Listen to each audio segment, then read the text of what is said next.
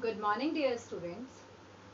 Today I am going to tell you about MCB Unit-2 Section 3 Trains, written by Humayun Kabir. First of all, I want to tell you something about the poet Humayun Kabir. Humayun Kabir was born on 22nd February 1906 in Komarpur, East Bengal. He was Bengali poet, novelist, educationist and politician. He was educated at Exeter College, Oxford and graduated in 1931.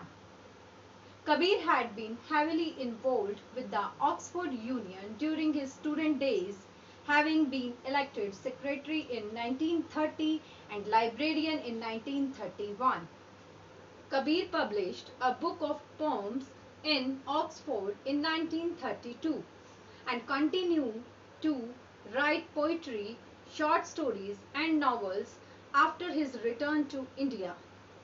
He also wrote essays and was a well-respected orator. He died in Kolkata in 1969. In his poem, Humayun Kabir focuses on the feelings and excitement of a boy who watches trains passing by from his window all day long. His childlike curiosity is natural to see them moving all the times, hence he questions his mother about the trains. His keen observation and innocence make the poem an honest depiction of child's mind. Dear students, you all must have travelled on trains. Trains play a vital role in travelling. So tell me students, where had you gone on train and how was your experience? This poem, Trains, is about a little child who is very fond of trains that pass under his window. He is filled with wonder seeing their shape, speed, lights and restlessness and asks her mother about each train that passes by.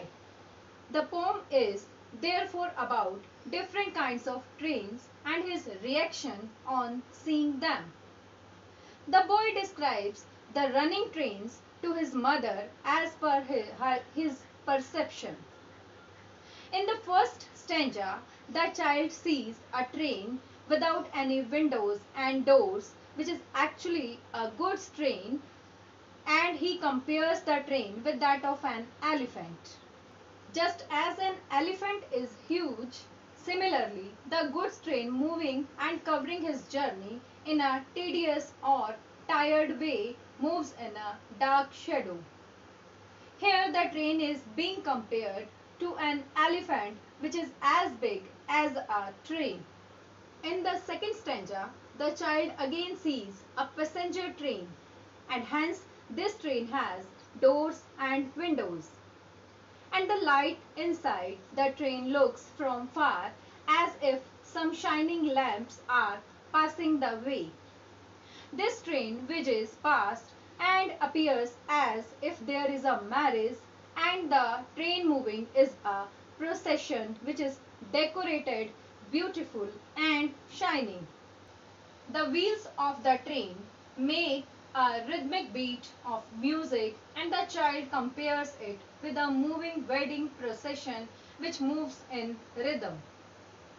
In the third stanza, the child presents the world as sleepy and tired, as it is a hot season and everybody is down with the heat.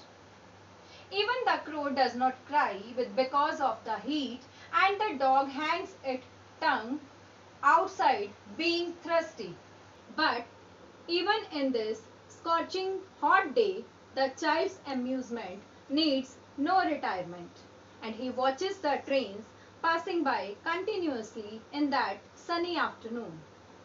In short, during the long summer afternoon when the boy's mother sleeps and dog sits lazily, the boy watches the trains moving tirelessly on their iron paths. The fourth stanza shows the child's obsession with the train. The child is so obsessed that he, even when he gets up in the night by sometimes hearing the rumbling of the train, he sits up on his bed in the middle in the night, rubs his eyes, looks outside the window amidst the dim light of the moon to find the train moving on the iron roads, which looks just like a serpent or a snake. In the final stanza, the child's sympathy pours in the form of a question. He ponders over the fact that where all these trains go after all for rest. After covering all the distances on road, crossing mighty streams, and by going past the hills, the destination of these tired trains are still unknown to the child. In short, the boy understands as his mother told him that the trains make their way through hills, they cross bridges across the rivers and pass through forests and plains, but he fails to understand where they rest after all, at the end of their restless journey.